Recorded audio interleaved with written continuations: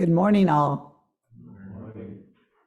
As we enter in this service, let me remind those of you in the sanctuary, now would be a good time to silence your cell phones. And those of you participating via Zoom, you have been silenced by our host. Muted. Also, please be advised that this service is being recorded and will, with the exception of joys and concerns, will be published online. Finally, if you wish, you may arrange your own chalice at home.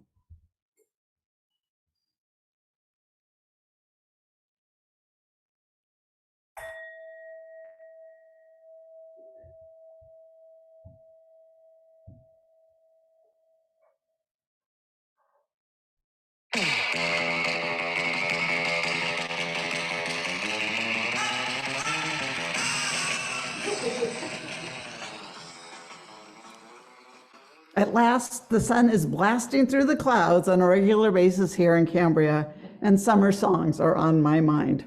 What's your favorite? As a Southern California native, Dick Dale's Miserlou, Surf Guitar, and anything by the Beach Boys seem to play on transistor radios all summer, making us feel cool. Also in near constant rotation were the infectious Motown hits. How does one choose between Dancing in the Streets and Heat Wave, both by Martha and the Vandellas? Maybe you loved Hot Fun in Summertime by Sly and Family Stone. Or do you prefer Summer in the City by The Loving Spoonful? Back of your neck getting dirt and gritty? In the 1970s, kids like me gleefully shouted "School's Out" by Alice Cooper. Some of you might have preferred the laid-back Summer Breeze by Seals and Croft. Perhaps you favor the more recent summertime hits, such as Despacito by Luis Fonsi and others, or Cardi B's I Like It, along with Bad Bunny and somebody else. I am eager to hear what tunes this summer will bring. Please submit your 3-page essay analyzing your favorite summer song, including verse, structure, and school's out forever for most of us. So I was just kidding. Your favorite summer song is a little something you could talk about with your friends later on. Our speaker, Helena Hansen, will be discussing a more substantial piece of music this morning. Brandy will We've been having a few technical difficulties this morning. Lighting the chalice is not one of them. At times, our own light goes out and is rekindled by a spark from another person. Each of us has cause to think with deep gratitude of those who have lit the flame. We want you and whoever is with you to sing with us as big and loud as you like. Make it a joyous experience. Please stand in body or spirit and sing the opening hymn, How Can I Keep From Singing, number 108.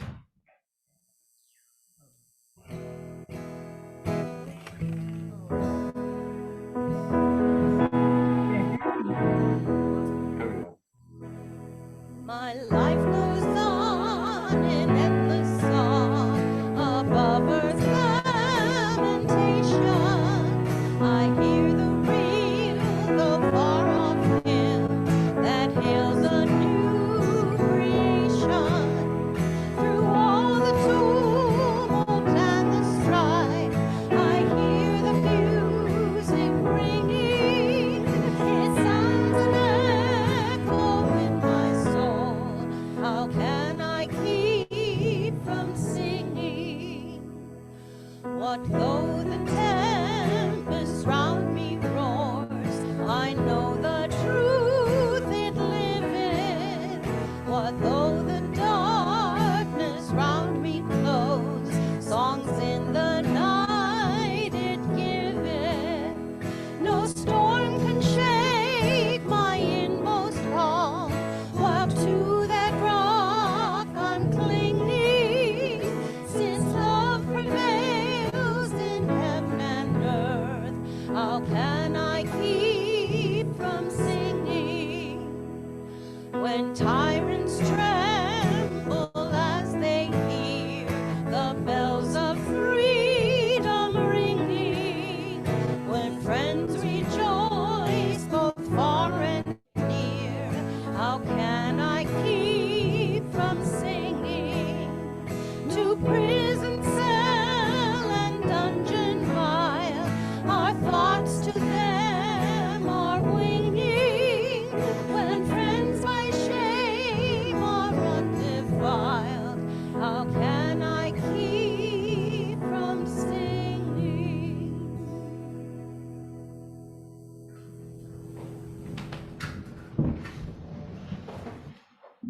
Good morning. Good morning. Good morning. Welcome to the Unitarian Universalist community of Cambria. We are glad you have joined us today. Our UUCC sanctuary sits on land that the Salinan and Chumash indigenous peoples historically inhabited. We honor their contribution to this region and give thanks for the opportunity to gather in faith on their unceded territory. Let us take a few moments to respect their legacy and protect their history as we occupy this sacred space. As Unitarian Universalists, we celebrate religious diversity and welcome all who journey in search of faith and spirituality. The UUCC is a lay-led congregation run by the democratic process. We invite speakers from different religious traditions and spiritual or scientific backgrounds to speak in our pulpit. We encourage presentations covering a variety of topics and areas of interest that connect with the UU 7 principles. Today's service centers around the first principle. We affirm and promote the inherent worth and dignity of every person. My name is Nancy Tolan, and I am your worship associate for this morning's service. I would like to extend a special welcome to today's guests and visitors. We are glad you have joined us this morning. If you are not on our mailing list, please visit the UUCC website at uuccambria.org so we may keep you informed about all of our activities. Members and friends, check out what's happening, the e-blast sent to you every week. This is a great way to keep up to date on our latest news. If you wish to see this or any past services, the recordings can be found on the UUCC website and on Facebook. So again, good morning and welcome to everyone. The affirmation is both a recognition of the nature of this community as well as a promise to which we aspire. Let us now recite the UUCC affirmation.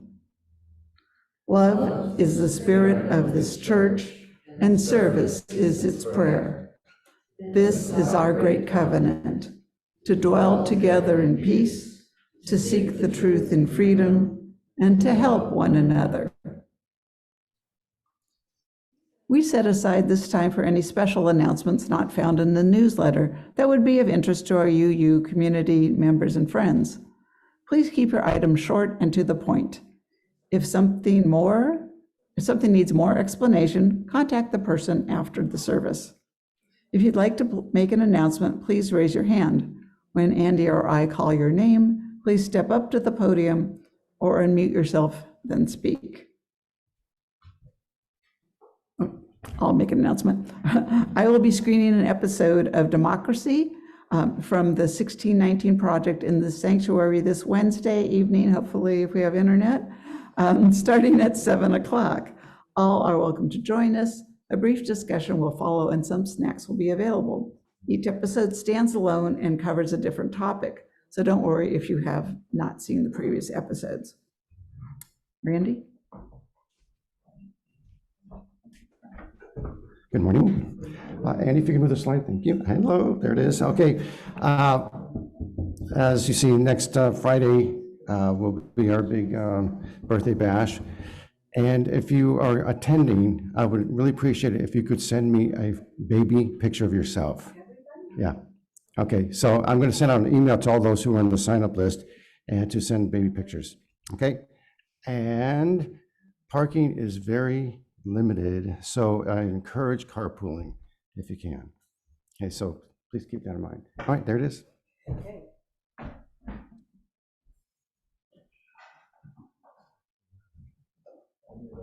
Foregår tilbage til vores mail, og så prøve til siden, og igen, bare lad det være.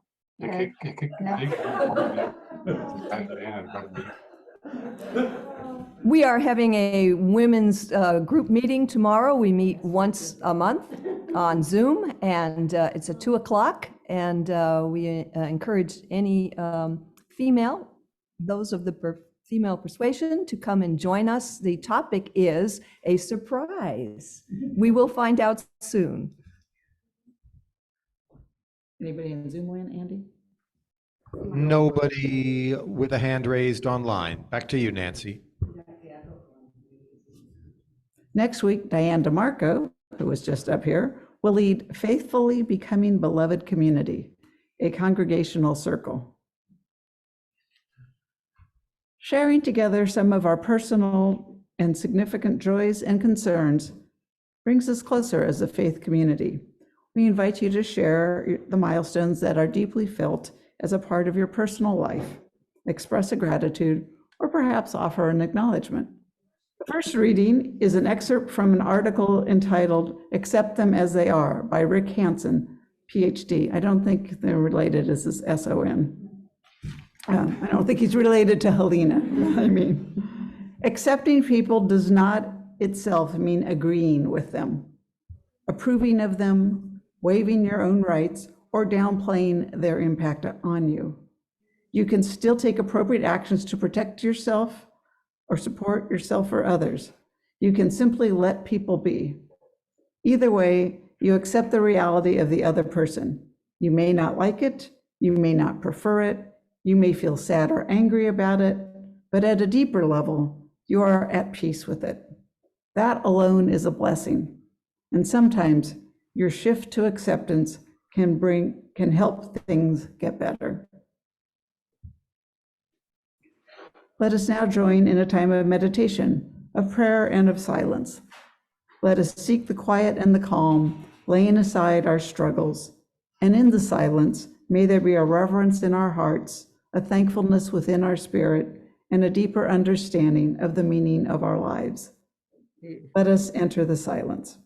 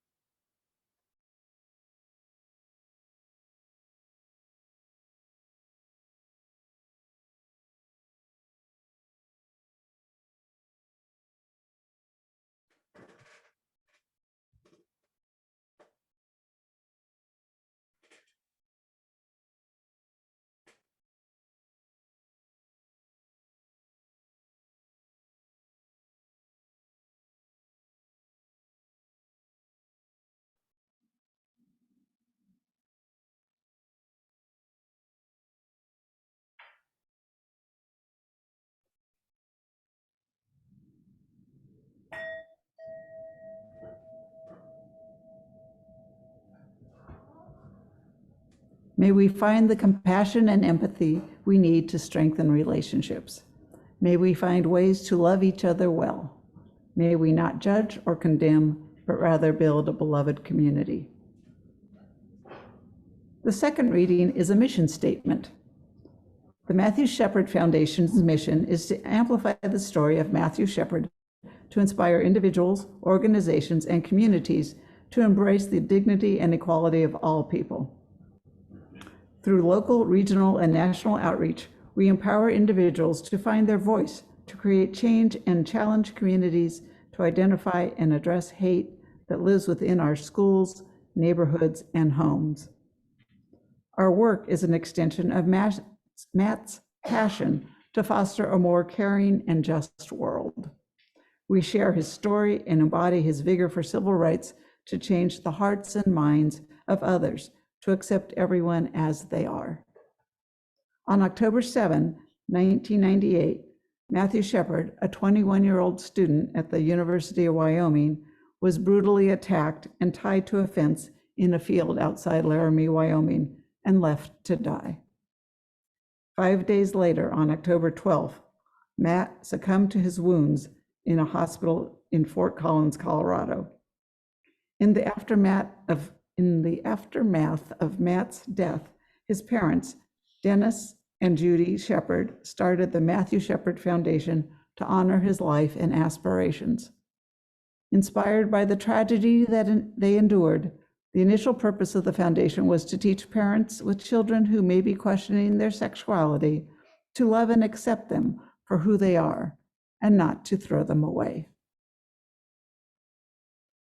For the anthem, Helena Hansen will sing "We Tell Each Other Stories" by Craig Hella Johnson from the oratorio Considering Matthew Shepard. After singing the anthem, Helena will come to the podium to deliver her talk entitled "An Unexpected and Important Piece of Music, Considering Matthew Shepard." Helena Hansen is a 24-year-old who studies mechanical engineering in Denmark, where she was born. Some of you remember Helena Hansen from the time she spent as a foreign exchange student in Cambria from 2015 to 2016. Helena recently completed an internship in a biomedical program at the University of Arkansas. While there, she became involved with the choir named Schola Cantorum. Helena?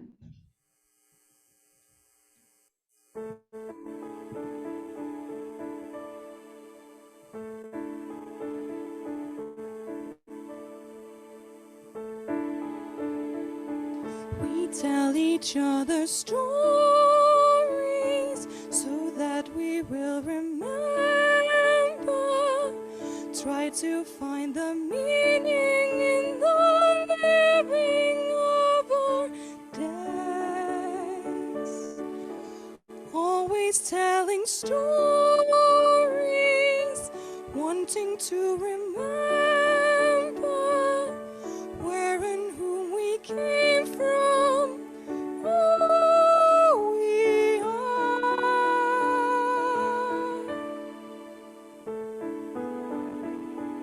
Sometimes there's a story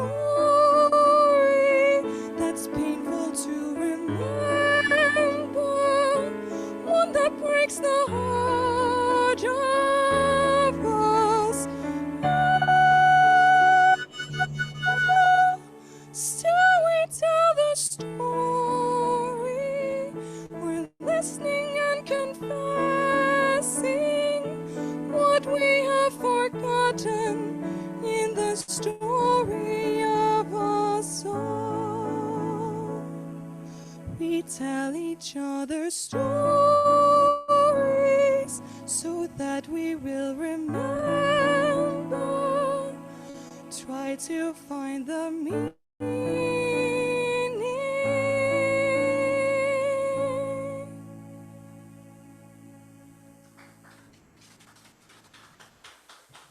The song I just sang is from a bigger choir piece. I have it right here, called Considering Matthew Shepard.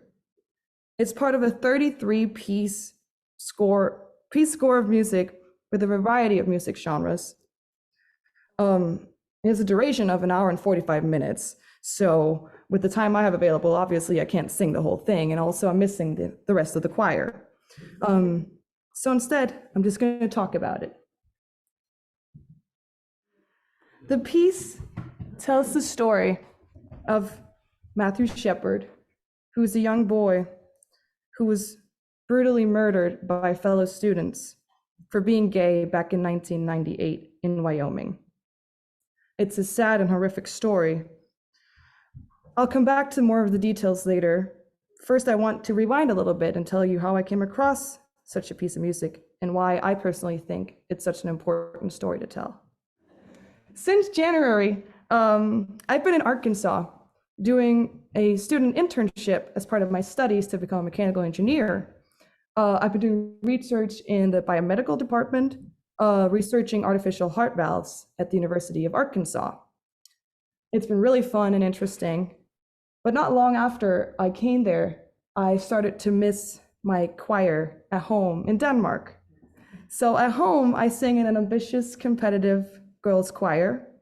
And actually back in 2021, some of you may remember, I did a talk from Denmark on Zoom. It's nice to be here in person today, about an environmental related choir piece.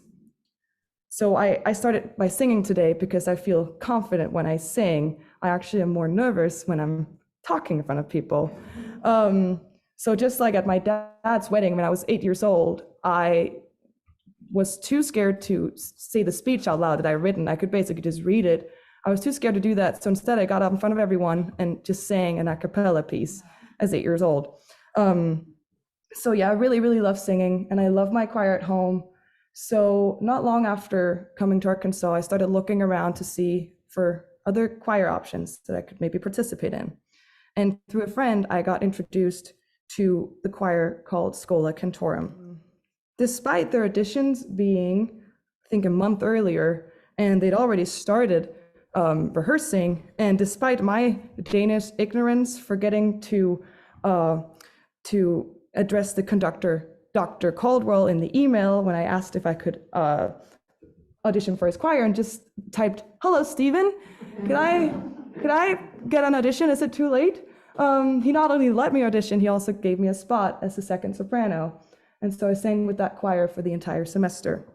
I just had to promise that I would work hard. I mean, this is a long piece of music. They'd already gone through probably this part. I had to self-study. But they were working on something big. What it was, I would have never imagined. And probably least of all in a state in the middle of the Bible Belt. I probably, like anyone else, had preconceived ideas about Arkansas. You might have as well. In part of the South, very religious, crazy people with lots of guns. I have friends from California tell me, why the hell, and pardon my language, but that's what they would say, why the hell would you want to go to Arkansas, of all places? I told them that I wanted to be culture shocked. I wanted to see the guns at Walmart. I wanted to go to a crazy church service where people would just throw their hands in the air and praise God. I wanted to see with my own eyes. And I also wanted to see the gorgeous nature that's there. There's a reason that it's called the natural state. It is gorgeous. I wanted to see the forests, the mountains, the flowing rivers and the waterfalls. I did not expect, though, to partake in a choir piece telling a story about a gay guy being murdered. I do have to say, though, that the area I was in, Northwest Arkansas, and I was in a college town, is known for being way more liberal, way more than I expected. And they, in this area, also almost call them, a different state. It's so different from the rest. So I think that was very fortunate. A college town being more accepting of a broader variation of people.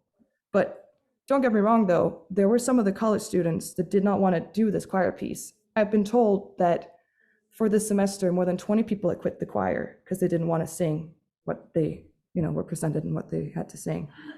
So let's go back a little bit to the story, what we're singing about. The music piece is written in honor and remembrance of Matthew. The lyrics uses some of his journal entries. It uses statements from his parents and tells the facts of the murder, the trial, and the conviction of the murderers. It's also a piece of forgiveness and love. And it starts on a more happy note since it's told chronologically. So we first hear about who Matthew was. This is from his journal entries, and then sort of takes us through the entire story. And I would like to play a piece from you, and it's called Ordinary Boy. I love theater, I love good friends, I love succeeding, I love gospel, I love jogging, I love walking and feeling good. I love Europe and driving and music and helping and smiling and Charlie and Jeopardy. I love movies and eating and positive people and pasta and driving and walking and jogging and kissing and learning and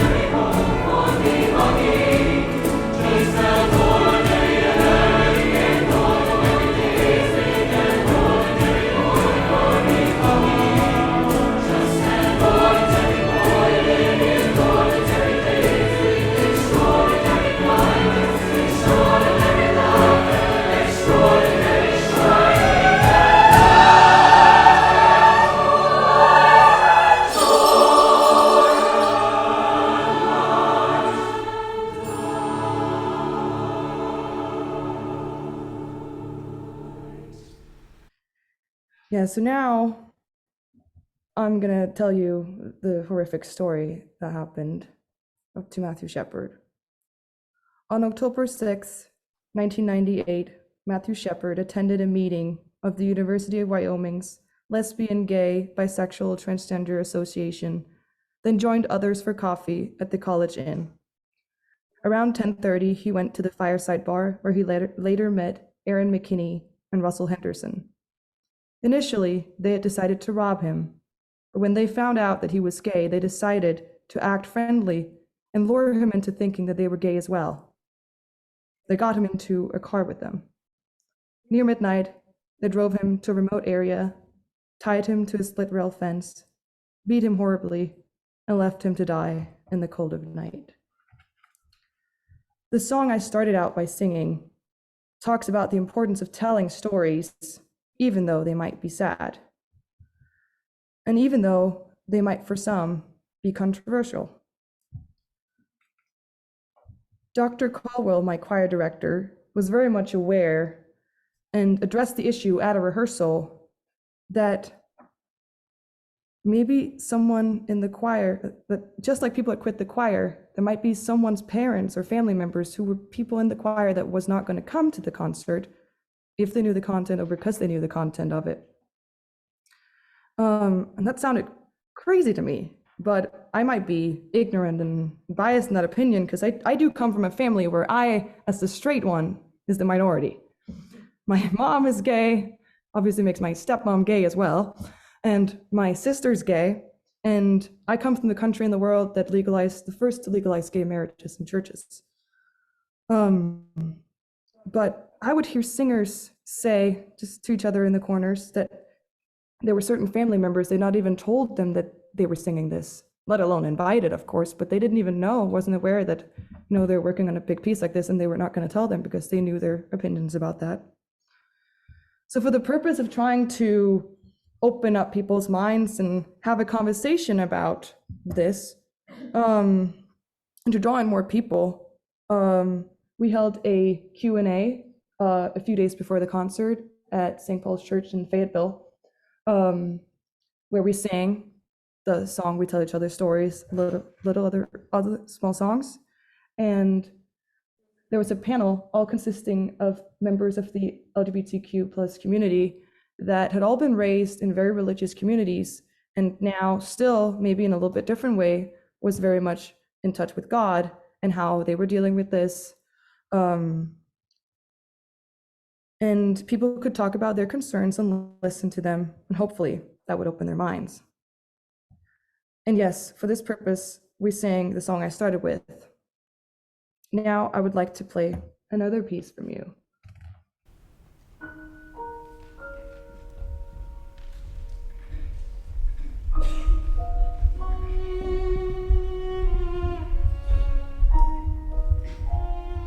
The next morning, Matthew was found by a cyclist, a fellow student, who at first thought he was a scarecrow.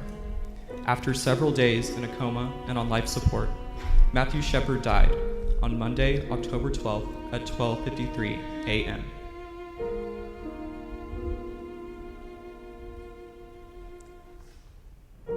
At the funeral, which took place on October 16th at St. Mark's Episcopal Church in Casper, Fred Phelps and the Westboro Baptist Church protested outside.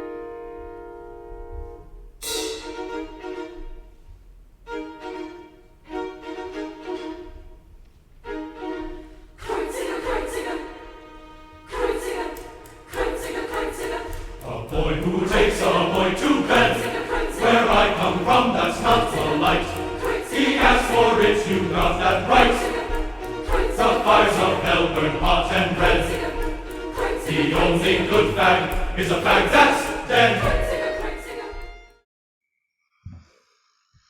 Yeah. At dress rehearsal, the day of the concert, Dr. Caldwell let us know that he had received an email from no other than Fred Phelps himself, the leader of the Westboro Baptist Church, saying something to the extent of this: "May you burn in hell and take your whole choir with you. Expect to see us protest outside your concert tonight." That was a little hard to know, standing there, we've been tired, we've been rehearsing all day, and oh my God, okay. It left me a little bit scared, to be honest. I don't know what those angry people might, be able to do. And I would be wearing a dress. I would very much be showing that I was part of this concert. So this led me and my friend Karaman, who had introduced me to the choir, to warn our friends that were going to come, just say, we still want you to come, but we just want you to know that this might happen. There might be angry protesters outside. And when I did come, luckily there were a no-show. I don't know why. The weather was cold. Maybe they didn't get a permit soon enough. That's good. But anyway, there were police officers heavily armed outside of the facility. But there was a statement that stuck in my head in all relations to all of this. It came from one of my Danish friends, Jens, who was there at the concert, and he was sitting in the front row. He said that at the concert, he had a second of concern that he could be a victim of a mass shooting in America. This would be the obvious place. And he regretted sitting in front because he should have sat in the back. He would have had a way better overview of the entire thing and wouldn't be as great as a target. That thought even just struck his mind as just really frightening to me. But it did, however, help light the fire under the anger that you will hear in this song, probably one of the songs we performed the very best that night. It's called Fire of the Ancient Heart.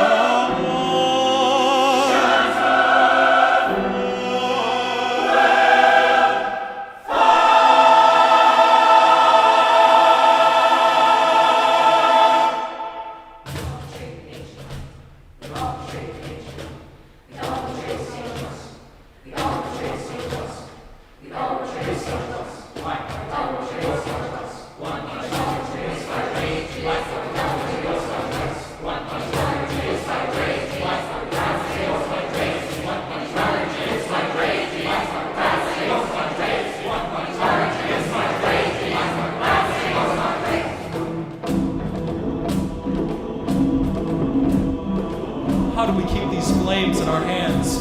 How long to hold these griefs in our songs? How do we guard these fears in our hearts? Remembering anger, weave it with hope. Remembering exile, braid it with praise. Longing past horror, longing past dread, past all our pain.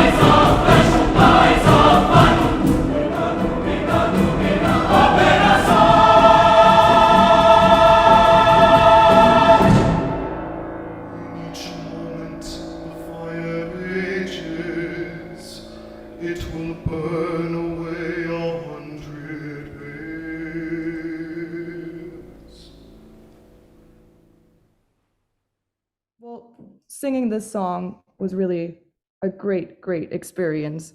And we worked on it a lot, obviously, but there's this one phrase, you might got lost a little bit in there, but where we're all just yelling as loud as we can. And I remember that in the choir room just seemed really, really silly. It says this is from the book, individual vocalization of rage, grief, illumination, healing, release, and transformation. How do you do that? It didn't make any sense to me at first. But as we're standing there, all of a sudden in the middle and having all that crowd, it was just like we're all just one big group and we just wanted to, we finally got to let off some steam, got to let off this anger.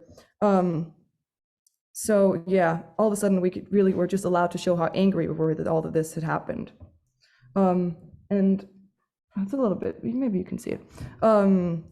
This is not the only story of something happening like this. It's not a one-time thing that happened just back in 1998, before I was even born. Events like this still happen all over the world, and there are places that my mom and my stepmom would never travel to. And even though there's this specific, even though this specific case that did lead to the Hate Crime Prevention Act in America, it still not fix the problem. So it's my hope that talking about it and performing a piece like this can help things move in the right direction. I was impressed to see how much attention our concert got. We were in the newspaper, we were in the local radio, and we were even on the news in Arkansas. Well, welcome back. A powerful and moving performance now coming to the U of A. It's called Considering Matthew Shepard. It's a story of a man who was brutally murdered in an anti-gay hate crime. 5 News photojournalist Joel Katner shows us how the piece is ultimately about the healing power of love and how we can use it to build a better society. He went camping, he went fishing, even hunting for a moose. He met places. This piece is an incredible piece of music, perhaps the most significant choral masterwork of the 21st century thus far. And I can't think of a better piece and a better message, especially in this time as we see more and more divisiveness around an issue that we thought perhaps was settled after the marriage equality decision. I actually had no idea, it's kind of crazy because I feel like now I hear so many stories about so many awful things, and it's so sad to hear, but the fact that this story that was such a turning point, I never even heard about. Like, this has been going on for so many years and it still hasn't been fixed. I am giving and understanding. There's the 33 movements in the piece, and there are 33 distinct movements of 33 different styles, but all of the styles are derived from truly American forms of music. There's shape note singing derived from early church music, there's hymns, there is blues and gospel and jazz and country. Each movement has to be unique in its own character, and the students have to shift modes. It's difficult and it has so many different parts. I've never sang country choral music, which has been really fun. These instances are coming back up, and we see more and more violence in the trans community now, and other situations directed at the LGBTQ+ community. And this is a piece that tells their story, that tells a piece of that action, and it's a story of a signpost moment in American culture.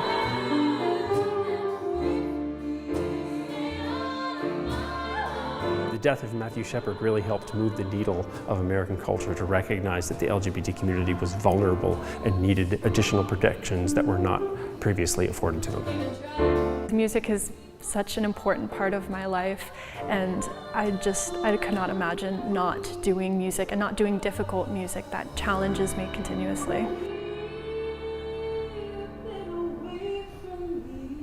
Well, again, the performance is set to start 7:30 Saturday night at the Faulkner Performing Arts Center there on campus. Now, tickets are $20 for general admission and $10 for students. Well, what was actually the very biggest surprise for me happened, I think it was just a regular rehearsal a couple of days before the concert. I stepped into the choir room and I realized we were on a Zoom call, and we were not. Dr. Caldwell said that instead he introduced us to Dennis Shepard, Matthew Shepard's father. He was sitting there right across from us in his house in Wyoming. They never moved because they knew how much Matthew loved that place and loved Wyoming, so they're still living in the same town in the same house. And there he was, the man who had lost his son so many years ago, the man whose words I've been singing for 3 months. It was completely surreal. And he was there, he said, open to answer any questions that we may have. Anything. There's nothing we couldn't ask about. I took a short video doing this that I'd like to show you. Working on this piece, it's a difficult thing to do because the music is completely different. It's not one solid thing like rock and roll or jazz. It's everything. And I don't know how he's able to do it because I can't walk and chew gum, let alone carry a tune except with a CD and walk down the street. So congratulations and be proud of what you're doing. And I hope not only that it impacts you for the rest of your life, so you look at others differently, but it does the same thing to the audience. And then that you can have a talk back afterwards with the audience to talk about what the general purpose was behind the oratorio, what it means for getting along with others, and if you can't get any further from hate than tolerance, that's fine. But we'd rather have you go a step further to acceptance. But even better than that is you don't have to do any of those, just respect everybody. Well, this man was so brave and a huge inspiration. I'll never forget listening to him talk. He would speak of forgiveness and how he faced the murderers in court and told them that he saw that they were humans as well, that they had made mistakes, of course, but so is he. No one's perfect. And there's actually a movement in this piece that's inspired by his speech in court called I Am Like You. That's him, the I, and the you are the murderers who killed his son. His wife was sad not to be able to be for the Skype call, but she did send a little letter with bracelets for all of us in the choir that we wore. It says erase hate, and then it says www.matthewshepard.org. And also, we were sent a lot of letters. All their letters that they had been sent through the years, they sent to us so we could show them as you walked into the concert. You can walk around and read all the letters that the family had received from people all around the world. This one might be able to say it, hang those bastards that did it. See, there's one thing that Dennis Shepard said that I thought was quite clever. He told this story. A person wakes up in the morning, takes a shower, maybe, hopefully, gets dressed, eats breakfast, goes to work or school, eats lunch, works some more, goes to the bathroom throughout the day, practices a hobby later in the day maybe, eats dinner and goes to bed, and does the exact same thing the next day. What gender does this person have? Is it a boy or a girl? What sexuality? Which beliefs or disbeliefs? It doesn't matter. It's all boring.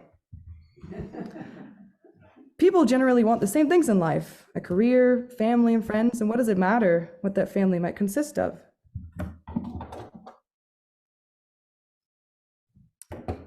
When I meet new people, I always tell them what I call my own personal riddle, that I have 4 moms and 2 dads. How does that work? People always try to guess the craziest things. That my dad has multiple wives is a popular guess from American people. They will guess that before anyone even asks if anyone in my family might be homosexual. I have a mom and dad, obviously. They got divorced, both remarried women. Well, that's 3 moms and 1 dad. So where's the rest? Well, let's see. Well, they're sitting right here. My again, Mom and Dad. I also have a boyfriend, and he's sitting right there. And his parents are divorced as well. So maybe one day down the road, if we have children, they will have a whole lot of grandparents. And hopefully they can grow up in a world where they're free to love anyone that they want. That's my hope for the future, that I hope by telling this story and sharing it with you and being part of telling it in so many other ways through music, that I've helped move the world in that right direction. Thank you.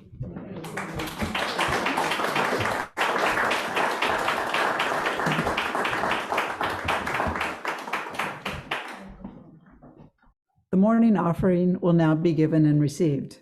Please remember we are a self-sustaining congregation and provide all financial resources for our many ministries. We recognize the spiritual value of generosity and invite you to participate. If you are viewing this service remotely, please use one of the methods shown on the screen. Thank you.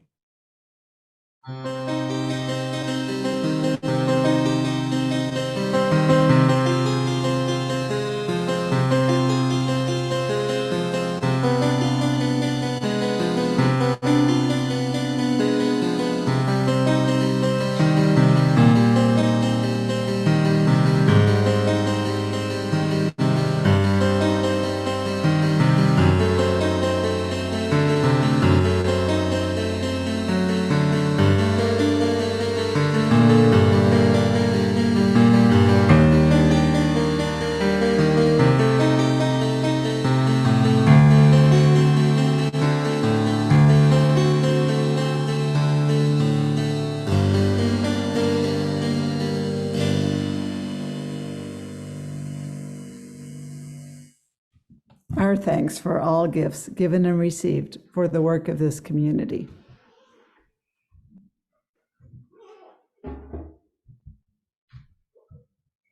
Please stand in body or spirit and sing the closing hymn, Answering the Call of Love, number 1014.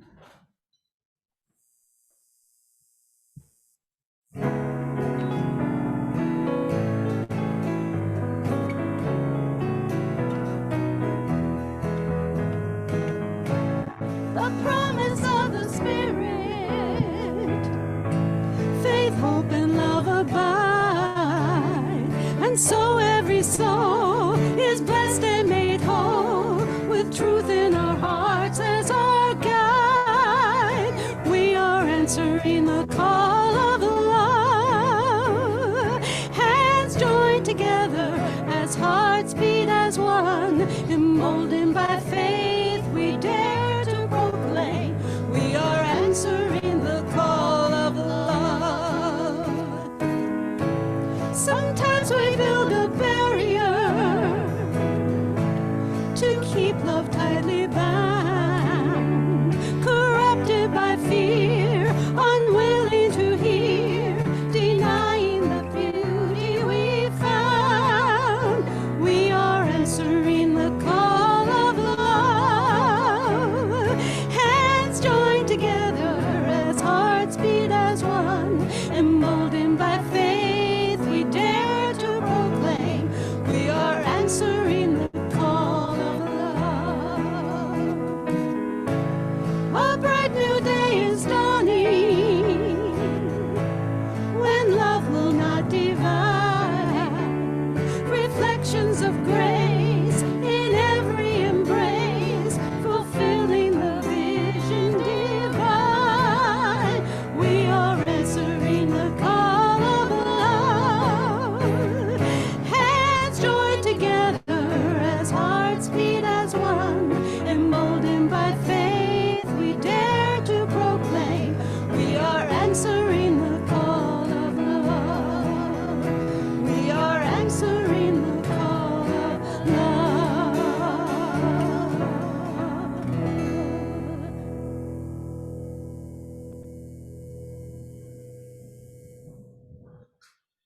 As we prepare to extinguish the chalice, let us recite the valediction. The flame of this chalice will no longer burn today, but the light of the flame within our hearts continues to shine brightly, illuminating the love felt in our community. Please extinguish your chalice at home now.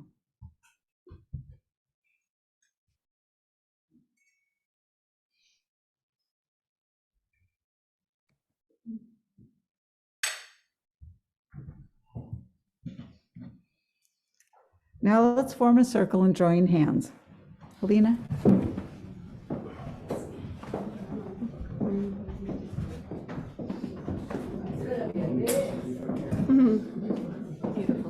Beautiful. Thank you.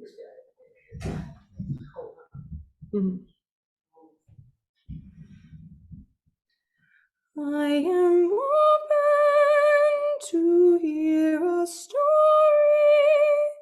about a boy, an ordinary boy, who never had expected his life would be this story. Could be any boy, any boy. I am open to hear a story. I am open to hear a story. Open, listen, open, listen, oh. Thank you for being open to listen to this story.